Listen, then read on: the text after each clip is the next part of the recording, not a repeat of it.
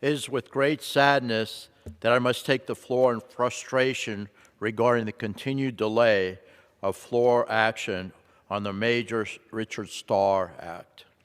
H.R. 1282 would expand eligibility to certain military retirees for concurrent receipt of veterans' disability compensation and retired pay or combat-related special compensation.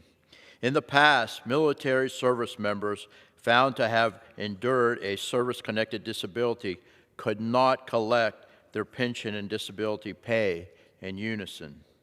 This is unfair. It was unfair.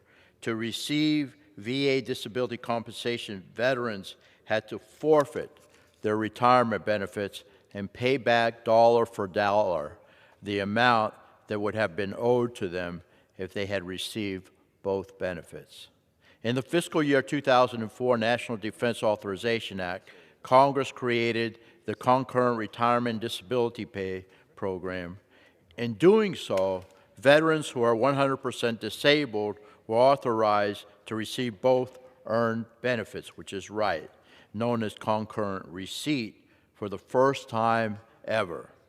Since then, the law has expanded the eligibility to receive military retirement pay and their VA disability pay concurrently to military retirees with 20 or more years of service and a 50% or higher disability rating. Under current law, concurrent receipt for military retirees who have a disability rating of 50% or higher was phased in through 2014.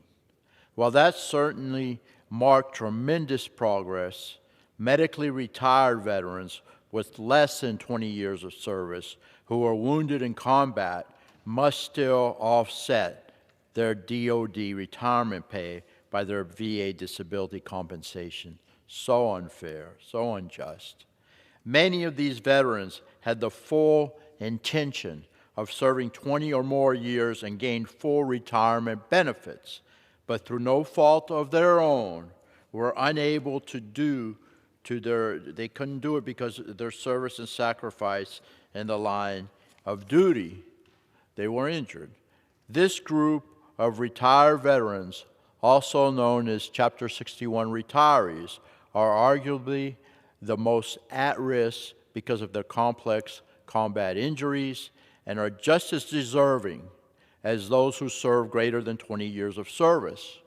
By creating the CRDP, I firmly believe that Congress admitted that the offset required of disabled veterans was wrong. Approximately 550,000 military retirees are eligible to receive both military retired pay and VA disability compensation, but are prohibited under the current guidelines of this program. We must change that.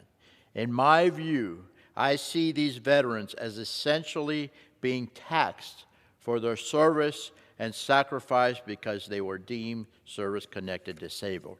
What an injustice that we must correct. This is a very popular and desired policy fix, Mr. Speaker.